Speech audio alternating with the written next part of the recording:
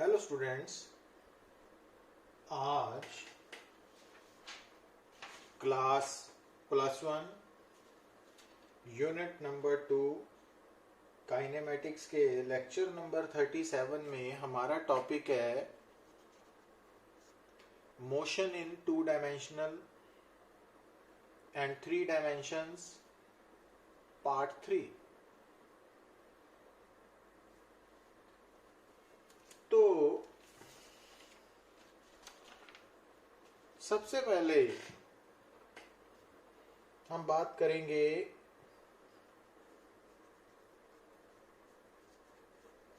Characteristics of motion के बारे में।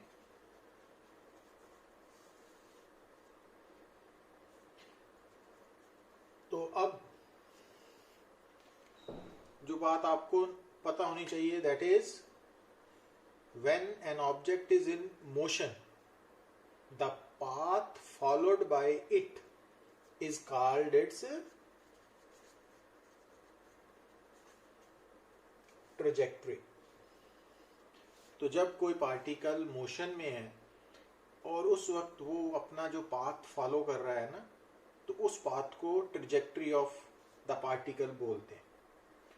और ये जो ट्रेजेक्ट्री है, it may be either straight path और कर्व्ड पाथ।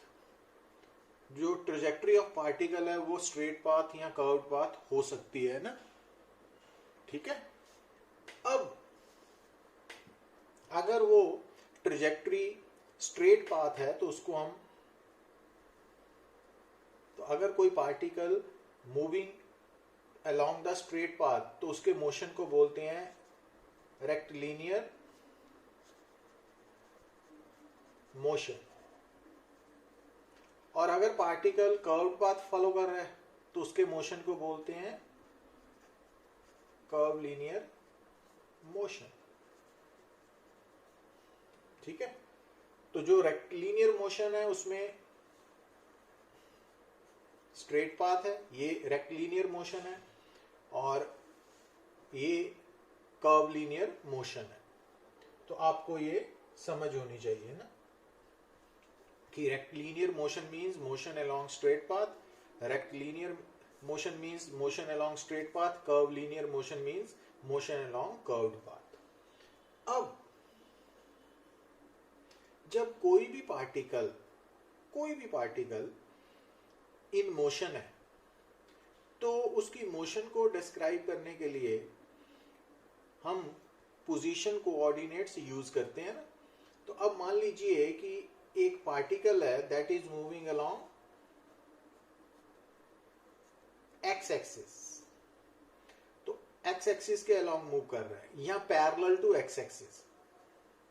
तो मान लीजिए एक पार्टिकल है, उसका जो पाथ है that is parallel to x axis. तो अब इस केस में जो पार्टिकल है जब वो मूव कर रहा है तो उसका एक्स पोजीशन कोऑर्डिनेट चेंज हो रहा है, but why position coordinate constant है ना।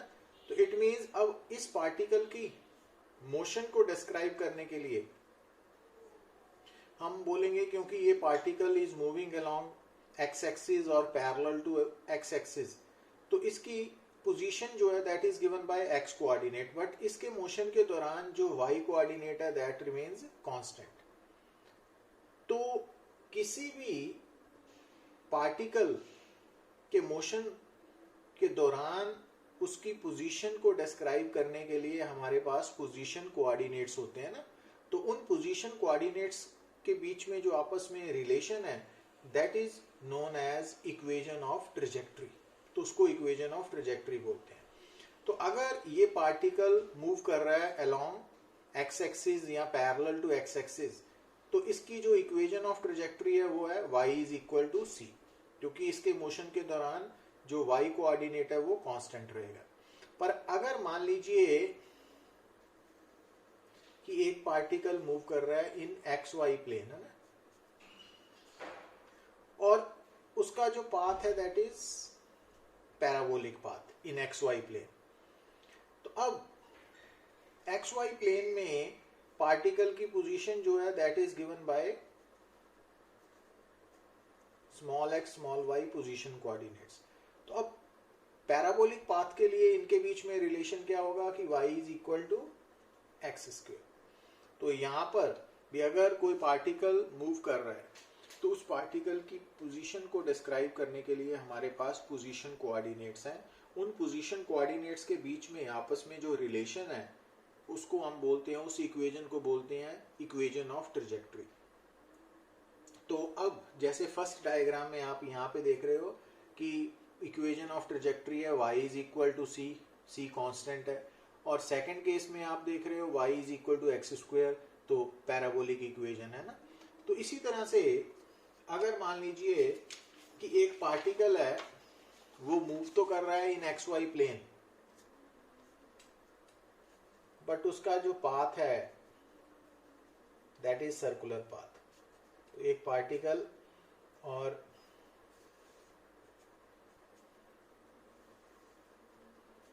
ये जो पार्टिकल सर्कल में मूव कर रहा है वो सर्कल एक्स वाई प्लेन में लाई कर रहा है, और उस सर्कल का जो सेंटर है वो origin of the coordinate system है, और इस सर्कल का रेडियस अगर आ रहा है तो इस केस में पार्टिकल की जो पोजीशन है वो एक्स और वाई पोजीशन कोऑर्डिनेट से दी होगी, बट यहाँ पर एक्स और वाई का relation X square plus Y square is equal to R square होगा ना। तो ये इक्वेशन ऑफ ट्रेजेक्टरी है when particle is moving along X axis of when particle is moving along a circle of radius R और with centre at the origin. तो कहने का मतलब ये है कि जब कोई भी पार्टिकल मूव करेगा तो उसकी पोजीशन को डिस्क्राइब करने वाले जो पोजीशन कोऑर्डिनेट्स हैं उनके बीच में जो आपस में रिलेशन होगा, तो उस रिलेशन को रिप्रेजेंट करने वाली जो इक्वेशन है that is known as equation of trajectory, है ना। समझ आई बात। तो अब यहां तक तो क्लियर है ना। अब नेक्स्ट बात अगर करें हम थर्ड पॉइंट की,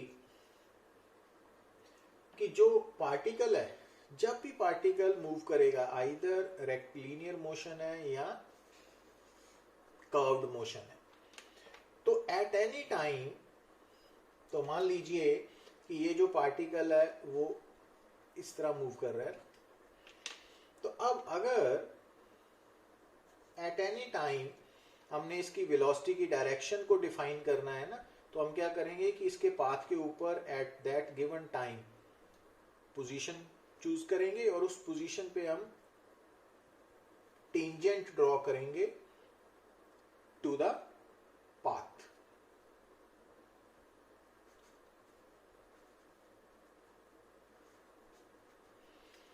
तो जब भी आपको किसी भी पार्टिकल की ट्रेजेक्टरी नोन है, पाथ नोन है, गिवन है, तो आप उस पाथ के ऊपर एट एनी पॉइंट अगर टेंजेंट ड्रॉ करते हो तो वो टेंजेंट उस पॉइंट पे पार्टिकल की वेलोसिटी की डायरेक्शन को रिप्रेजेंट करेगा।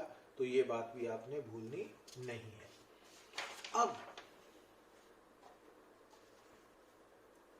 अगर हम बात करें फोर्थ पॉइंट की, कि जब भी पार्टिकल मोशन में है तो मोशन किसी भी तरह का हो सकता है, uniform motion, uniformly accelerated motion, non uniformly accelerated motion. तो एवरेज वेलोसिटी की जो वैल्यू है वो कैसे निकालनी है, displacement over time taken, means final position vector minus initial position vector over time taken. तो ये आपको एवरेज पोजीशन वेलोसिटी निकालने का फार्मूला है। मोशन की नेचर चाहे किसी भी तरह की हो तो ये काम आएगा। अच्छा, और अगर आपने इंस्टेंटेनियस वेलोसिटी या वेलोसिटी निकालनी है तो आपको पोजीशन वेक्टर को क्या करना पड़ेगा, टाइम के साथ डिफरेंशिएट करना पड़ेगा ना। तो ये बातें आपने भूलनी नहीं है। अच्छा, अब अगर हम बात करें इक्वेशन नंबर नेक्स्ट पॉइंट की, पॉइंट नंबर 6 की, कि कई बार क्या होता है कि जब पार्टिकल मूव कर रहा है तो ड्यूरिंग मोशन हमें उसकी एक्सेलरेशन की डायरेक्शन को शो करना होता है ना। तो अब यहाँ पे बात याद रखनी है कि जैसे वेलोसिटी की डायरेक्शन या direction of motion of particle एक ही बात है, उसी तरह से जब आपने ड्यूरिंग द मोशन पार्टिकल की एक्सेलरेशन की डायरेक्शन को रिप्रेजेंट करना है तो एक्सेलरेशन की डायरेक्शन हमेशा पार्टिकल की किस तरफ होगी, along the direction of net force acting on the particle। क्योंकि जब पार्टिकल मूव कर रहा है ना तो उस पर जो जितनी भी different kinds of forces act कर रही हैं, तो अगर हम उन सब फोर्सेस का वेक्टर सम ले, रिजल्टेंट फोर्स ले, तो जिसको हम net force acting on the particle मानते हैं, तो वो नेट फोर्स की जो डायरेक्शन होगी वही उस पार्टिकल की उस वक्त एक्सेलरेशन की डायरेक्शन होगी। और ये बात हमें कौन बता रहा है, क्योंकि आप पढ़ते हो ना Newton second law of motion, F is equal to ma। और ये याद रखना है कि ये कंडीशन कब एप्लीकेबल है, जब पार्टिकल का मास कांस्टेंट है। ड्यूरिंग मोशन पार्टिकल का मास कांस्टेंट रहता है ना, तो उस केस में net force is equal to mass into acceleration. तो अब यहाँ इस इक्वेशन में F क्या है, net force acting on the particle, total force, net force, resultant force, और m क्या है उस पार्टिकल का मास, और a क्या है उस पार्टिकल की एक्सेलरेशन, है ना। तो ये इक्वेशन बड़ी इंपॉर्टेंट है। तो अब मैंने बताया कि अगर कोई पार्टिकल आपके सामने मूव कर रहा है, ठीक है, तो एट एनी टाइम अगर उस पार्टिकल की जो पोजीशन है वो p है, तो p पोजीशन पे उसकी वेलोसिटी तो ये है ना, टेंजेंट से पता लगी, बट जो एक्सेलरेशन है वो किस तरफ होगी, वो नेट फोर्स की डायरेक्शन की अलोंग होगी, है ना। तो नेट फोर्स जिस तरफ लगेगी एक्सेलरेशन भी उसी तरफ होगी, ये याद रखना है। तो इसका मतलब जो मोशन है उसके दौरान पार्टिकल की वेलोसिटी एंड एक्सेलरेशन वो आपस में कुछ एंगल बना सकते हैं ना। तो हमने यहाँ पे क्या मान लिया कि थीटा जो है that is the angle between velocity and acceleration of the particle. तो ये बात आपने याद रखनी है ना। तो जो एक्सेलरेशन की डायरेक्शन है वो वही है जो पार्टिकल पर नेट फोर्स लग रही है ना, एंड वाइस वर्सा। मींस अगर आपको आज के बाद किसी भी मोशन के दौरान पार्टिकल की एक्सेलरेशन की डायरेक्शन दी हो, तो इसका मतलब है वही डायरेक्शन नेट फोर्स की है ना। और अगर आपको नेट फोर्स की डायरेक्शन मालूम है तो वही डायरेक्शन एक्सेलरेशन की है, तो ये भूलना नहीं है। अब नेक्स्ट पॉइंट जो है कि अगर पार्टिकल मूव कर रहा है तो उसकी जो एक्सेलरेशन है, एवरेज एक्सेलरेशन, वो कैसे निकालेंगे। तो इन ए गिवन टाइम इंटरवल अगर आपने पार्टिकल की एवरेज एक्सेलरेशन निकालनी है तो आप उस टाइम इंटरवल के दौरान इनिशियल और फाइनल वेलोसिटी नोट करोगे ना। तो final velocity minus initial velocity means change in velocity over time taken. तो ये एवरेज एक्सेलरेशन है during time interval t1 to t2।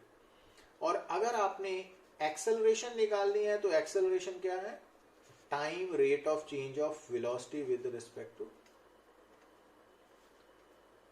तो time rate of change of velocity या rate of change of velocity with respect to time. तो ये veg हैं acceleration निकालने के। अब अगर हम बात करें नेक्स्ट पॉइंट की, ये देखिए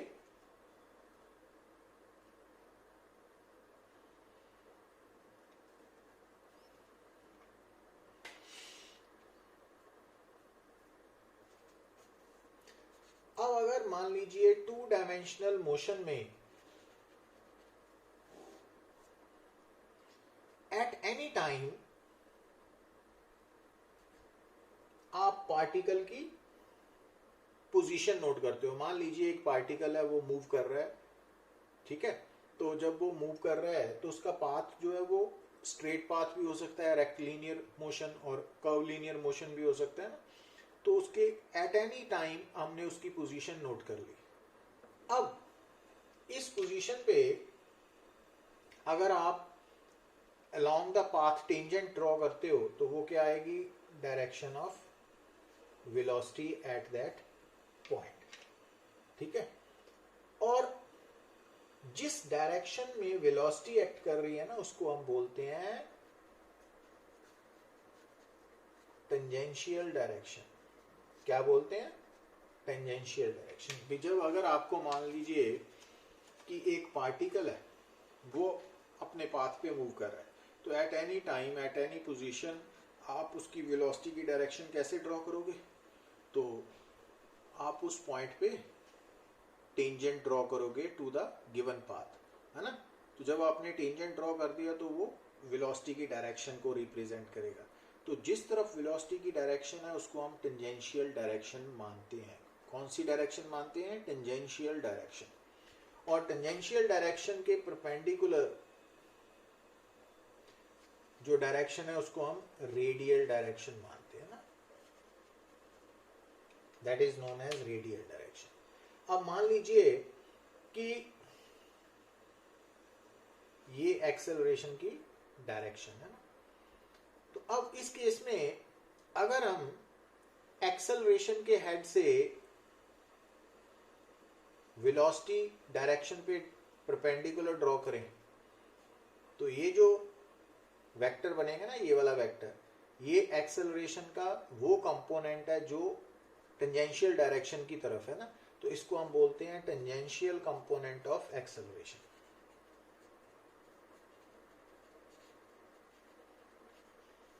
टेंजेंशियल कंपोनेंट ऑफ एक्सेलरेशन। और अगर हम एक्सेलरेशन के हेड से रेडियल डायरेक्शन पे परपेंडिकुलर ड्रॉ करें तो ये जो वेक्टर आएगा ना, ये एक्सेलरेशन का कौन सा कंपोनेंट है? Radial component, A R.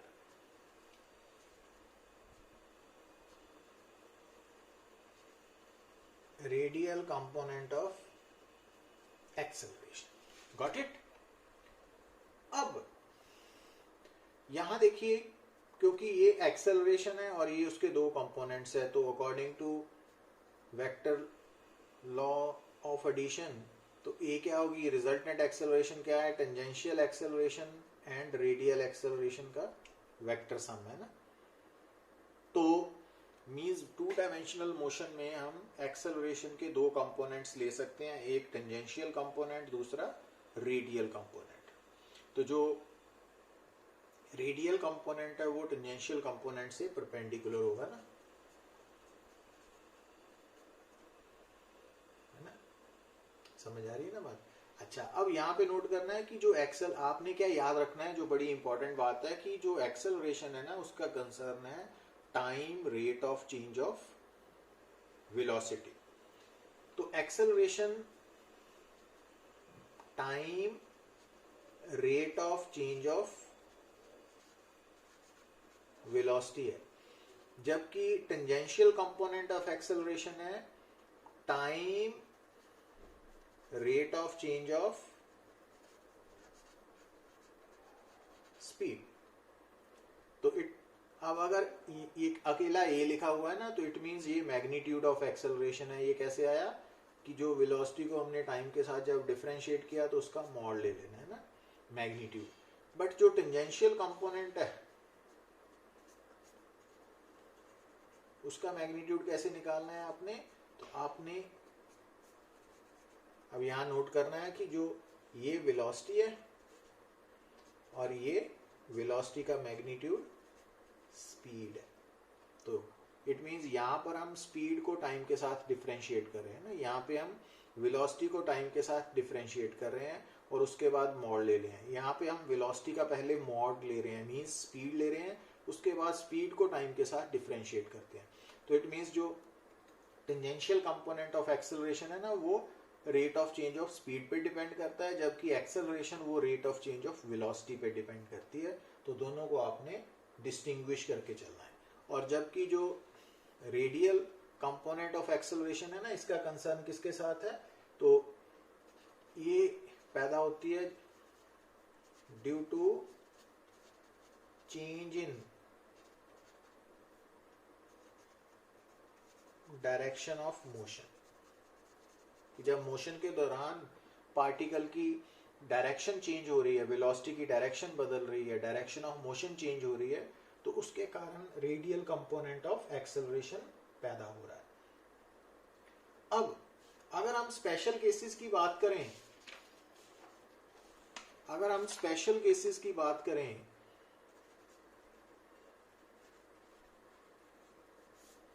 तो मान लीजिए, अगर यहां मान लें कि थीटा क्या है? Angle between velocity and acceleration है ना। तो अब अगर मान लीजिए कि एक पार्टिकल है तो उसकी जो वेलोसिटी है वो v है, और उस पार्टिकल की जो स्पीड है वो इंक्रीज कर रही है, but direction of motion is constant, नहीं बदल रही है ना। तो अगर आपके सामने एक मोशन हो रहा है जिसमें आप क्या देख रहे हो कि पार्टिकल की स्पीड तो बढ़ रही है but direction of motion same रह रही है, तो उस केस में क्योंकि डायरेक्शन ऑफ मोशन कांस्टेंट है, चेंज नहीं हो रही, तो इट मींस उस केस में जो ए आर वेक्टर है वो तो जीरो होगा, क्योंकि मैंने बताया ना आपको कि जो रेडियल कंपोनेंट ऑफ एक्सेलरेशन है वो कब पैदा होगा, जब डायरेक्शन ऑफ वेलोसिटी चेंज करेगी ना, डायरेक्शन ऑफ मोशन बदलेगी, वेरिएबल होगी, बट यहाँ पे कांस्टेंट है तो वो जीरो होगा। अब यहाँ पे सिर्फ स्पीड चेंज हो रही है ना, तो इट मींस यहाँ पे 80 जीरो नहीं होगा ना। अब क्योंकि एक्सेलरेशन होती है 80 प्लस ए आर, है ना। अब ए आर चाहे जीरो है बट यहाँ पे जो टोटल एक्सेलरेशन है वो टेंजेंशियल ही है ना।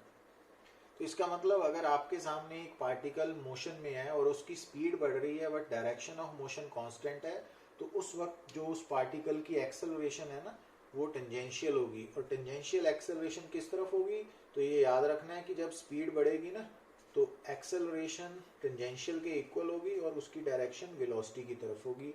अब क्योंकि एक्सेलरेशन और वेलोसिटी सेम डायरेक्शन में है तो उस केस में थीटा 0 डिग्री होगा। अब सेकंड केस आ गया कि अगर मान लीजिए कि पार्टिकल जिसके मोशन को आप ऑब्जर्व कर रहे हो ना, तो उसकी जो वेलोसिटी है वो ये, पर उसकी स्पीड कम हो रही है but direction of motion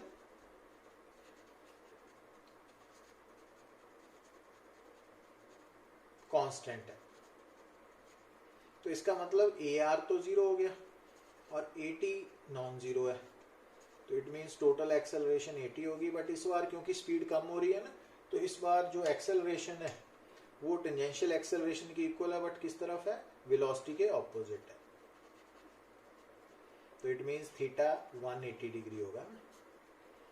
means अगर बॉडी की स्पीड कम हो रही है और डायरेक्शन ऑफ मोशन पे कोई फर्क नहीं पड़ रहा, तो उस वक्त एक्सेलरेशन और वेलोसिटी आपस में 180 डिग्री का एंगल बनाएंगे। तो ये बातें याद रखने वाली है ना, ये काफ़ी इंपॉर्टेंट रोल प्ले करेंगी। तो अगर आपका एम कंपटीशन चाहे मेडिकल पॉइंट ऑफ व्यू से है चाहे इंजीनियरिंग पॉइंट ऑफ व्यू से है, तो ये बातें आपको याद रखनी पड़ेंगी ना, ये समझनी पड़ेगी। अब नेक्स्ट जो तीसरा केस है कि अगर मान लीजिए कि पार्टिकल एट पोजीशन पी है और उसकी जो वेलोसिटी है वो तो उस वक्त इस तरफ है, मगर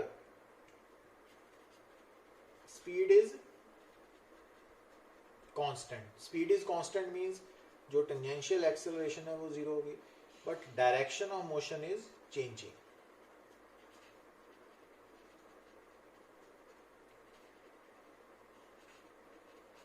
तो ए आर नॉन जीरो हो गया, ठीक है ना। तो अब टोटल एक्सेलरेशन क्या आएगी, ए आर के इक्वल, क्योंकि टोटल एक्सेलरेशन होती है 80 vector plus A R vector ना। अब 80 तो जीरो है, तो अब ए आर वेक्टर की डायरेक्शन किस तरफ होगी, वो वेलोसिटी के हमेशा परपेंडिकुलर होता है ना। मींस अगर आपके सामने एक पार्टिकल मूव कर रहा है और मूव करते वक्त उसकी स्पीड कांस्टेंट है but direction of motion continuously change कर रही है, तो उसका मतलब है कि उसकी टेंजेंशियल एक्सेलरेशन तो जीरो होगी बट जो रेडियल एक्सेलरेशन है वो नॉन जीरो होगी, और रेडियल एक्सेलरेशन नेट एक्सेलरेशन के इक्वल होगी, और रेडियल एक्सेलरेशन किस तरफ होगी, वेलोसिटी के परपेंडिकुलर होगी ना। ये बातें याद रखनी है ना, भूलनी नहीं है। अब अगर फोर्थ केस लें कि मान लीजिए कि ये एक सर्कल है, ये सर्कल का सेंटर है है ना, और एक पार्टिकल इस सर्कल में मूव कर रहा है, और जब वो सर्कल में मूव कर रहा है तो उसकी स्पीड इंक्रीज कर रही है। तो अब यहाँ पे देखना क्या है कि जब पार्टिकल एट पॉइंट पी है तो उसकी जो वेलोसिटी है वो अलोंग द टेंजेंट है ना, ऐसे।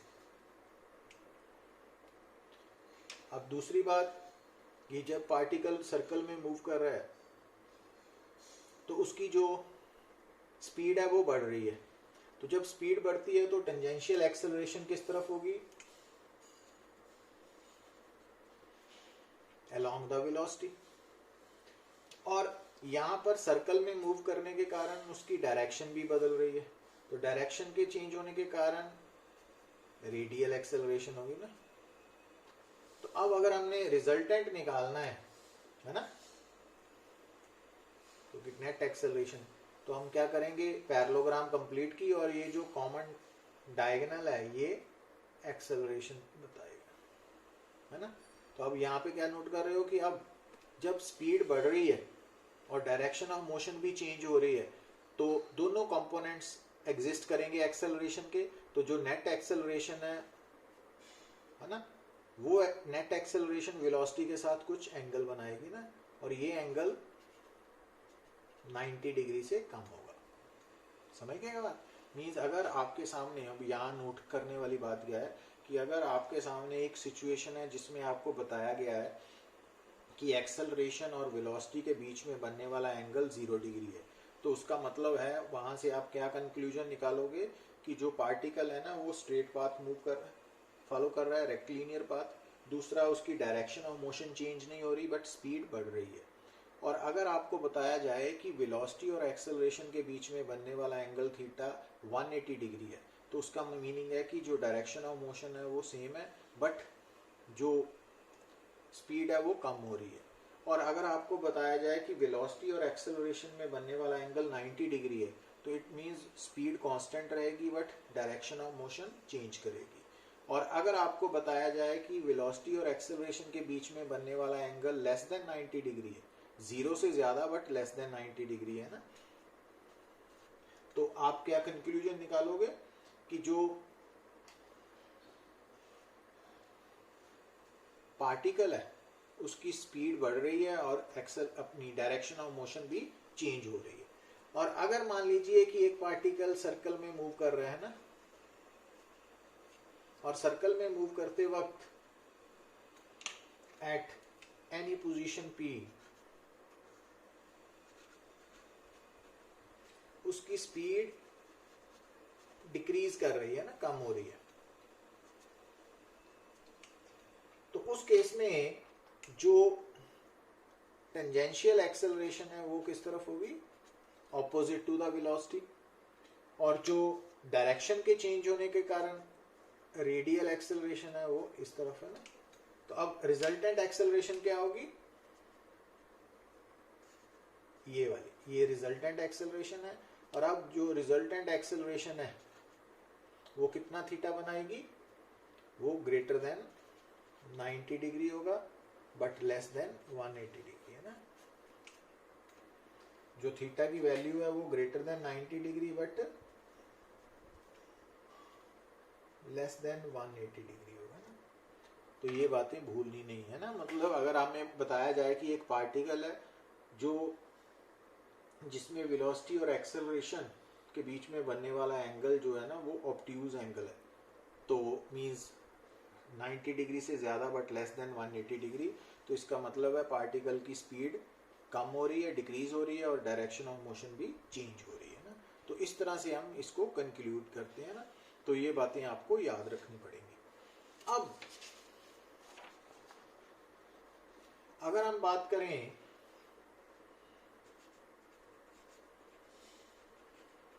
Uniformly accelerated motion in 2 dimension और 2 और 3 डायमेंशन, और साथ में इसकी हमने इक्वेशंस ऑफ मोशन लिखनी है। तो आपने भूलना नहीं है, एक तो है जब आप 2 या 3 डायमेंशनल मोशन के साथ डील करते हो, पर कौन सा मोशन, यूनिफॉर्मली एक्सेलरेटेड मोशन। तो आपने v तो इस फॉर्म को यूज करना है ना, तो ये वेक्टर इक्वेशन है ना, क्योंकि इसमें वैल्यू सब्स्टिट्यूट करते वक्त डायरेक्शन का भी ख्याल रखना है। दूसरा ये वाली, अब वैसे हम वन डायमेंशन में s is equal to ut लिखते हैं ना, बट यहाँ वहाँ s क्या था, सिंबल फॉर डिस्प्लेसमेंट। अब जनरली 2 और 3 डायमेंशनल में डिस्प्लेसमेंट का सिंबल डेल्टा r यूज करते हैं ना, तो डेल्टा r वेक्टर क्या हो गया, ut plus half at square. ये भी वेक्टर इक्वेशन है ना।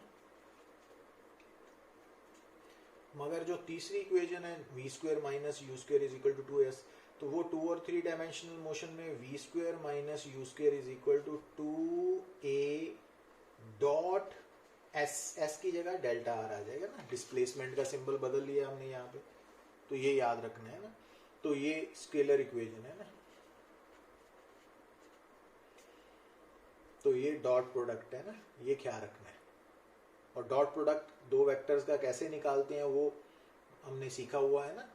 तो अब जब आप 2 या 3 डायमेंशनल मोशन के साथ डील करते हो तो वहां पर ये जो इक्वेशंस है वो यूज करोगे, पर कब करोगे, अगर आपको मालूम हो कि ये जो मेरा 2 या 3 डायमेंशनल मोशन है वो यूनिफॉर्मली एक्सेलरेटेड मोशन है।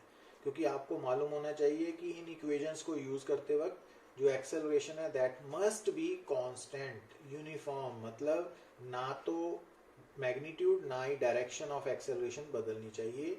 ये बड़ी इंपॉर्टेंट बात है ना, तो इनको भूलना नहीं है। अब जब हम बात करते हैं कि जैसा कि हमने शुरू में बात की कैरेक्टरिस्टिक्स ऑफ मोशन में, तो इक्वेशन ऑफ ट्रेजेक्टरी के बारे में ना, जनरल इक्वेशन ऑफ पाथ या ट्रेजेक्टरी। अब यहाँ पे आपको particle is moving with velocity दी हुई है ना, तो अगर आप इस इक्वेशन को ध्यान से देखो तो ये के वाई आई कैप प्लस के एक्स जे कैप है ना। तो अब ये क्या है, ये वी एक्स है वेलोसिटी का,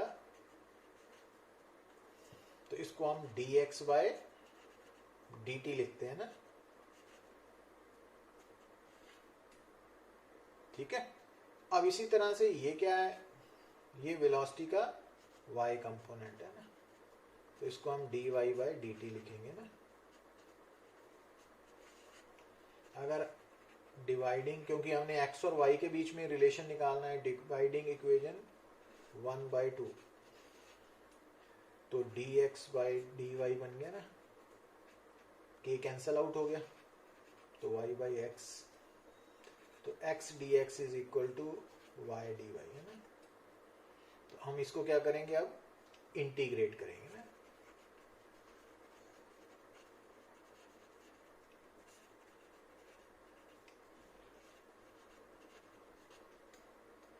ठीक है, तो ये इंटीग्रेशन आ जाएगी। अब इसको फर्दर सॉल्व करना है ना, तो ये x स्क्वायर बाय 2 आ गया और ये y square by 2 plus c आ जाएगा, या उल्टा भी लिख सकते हो ना यहाँ पे अननोन। तो ये इक्वेशन x और y के बीच में रिलेशन आ गया ना यहाँ पे, तो ऐसे सॉल्व करना है। मतलब जब आपको पूछा जाए कि आपने इक्वेशन ऑफ पाथ या इक्वेशन ऑफ ट्रेजेक्टरी डिराइव करनी है, तो इसका मतलब है कि उस मोशन के दौरान जो पार्टिकल के पोजीशन कोऑर्डिनेट्स है ना, उनको आपस में रिलेट करना है ना, ये बात समझ होनी चाहिए। अब नेक्स्ट प्रॉब्लम देखिए आप, यहाँ पे देखिए पार्टिकल स्टार्ट्स फ्रॉम ओरिजिन। तो अगर पार्टिकल ओरिजिन में है एट टाइम 0, तो उसका जो पोजीशन वेक्टर है वो भी 0 वेक्टर है ना। और इनिशियल वेलोसिटी क्या है, u कितनी, 10 j कैप मीटर पर सेकेंड है ना। और एक्स वाई प्लेन में मूव कर रहा है, और इसकी एक्सेलरेशन जो देखिए ध्यान से, तो एक्सेलरेशन 8 i कैप प्लस, तो ये कांस्टेंट है ना। इट मींस यहाँ से इतनी स्टेटमेंट पढ़ने के बाद आपको समझ आ जानी चाहिए कि ये यूनिफॉर्मली एक्सेलरेटेड मोशन है, और एक्स वाई प्लेन में हो रहा है, मींस ये 2 डायमेंशनल यूनिफॉर्मली एक्सेलरेटेड मोशन है। तो अब यहाँ पर आप इक्वेशंस ऑफ मोशन की इक्वेशंस लगा सकते हो ना, ये वाली delta r is equal to u t plus half a t square है ना, ठीक है। अब यहाँ पे देखिए डेल्टा आर क्या होगा, फाइनल माइनस इनिशियल, है ना।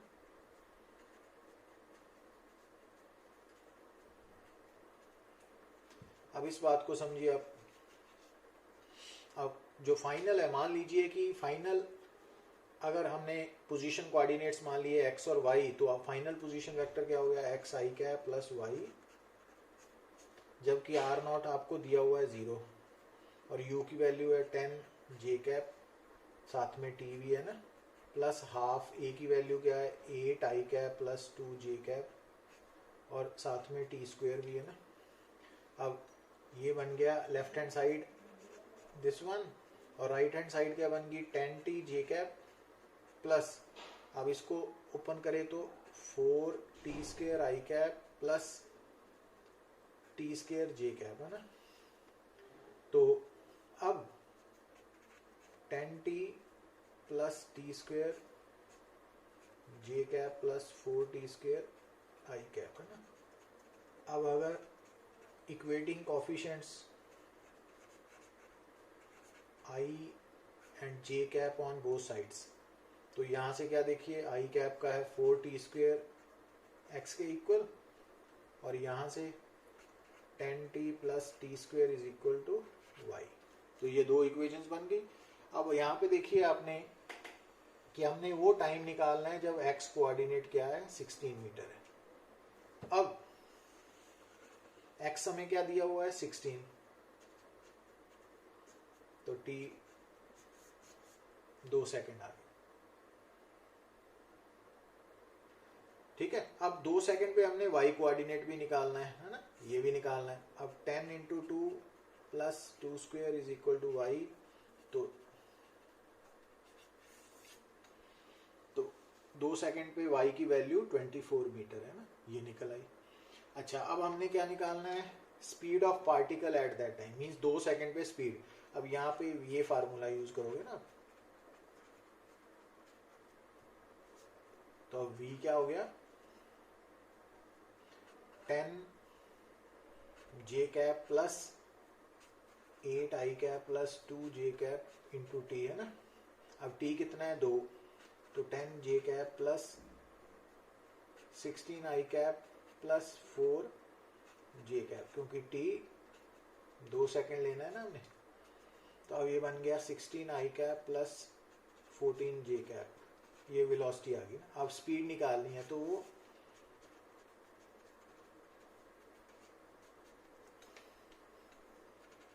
समझ आई बात कि कैसे हमने जो इक्वेशंस ऑफ मोशन है for uniformly accelerated motion in 2 और 3 डायमेंशन अप्लाई करनी है ना। तो बाकी आप विद प्रैक्टिस इन सब को सीख सकते हो ना।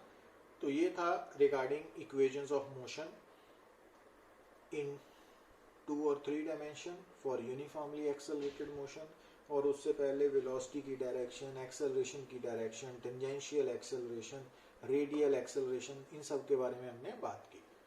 सो गॉट इट, समझ आई आपको? तो आप इसको दोबारा लेक्चर को ध्यान से सुने, ये काफ़ी इंपॉर्टेंट है कॉम्पिटिटिव पॉइंट ऑफ व्यू से। So thank you very much.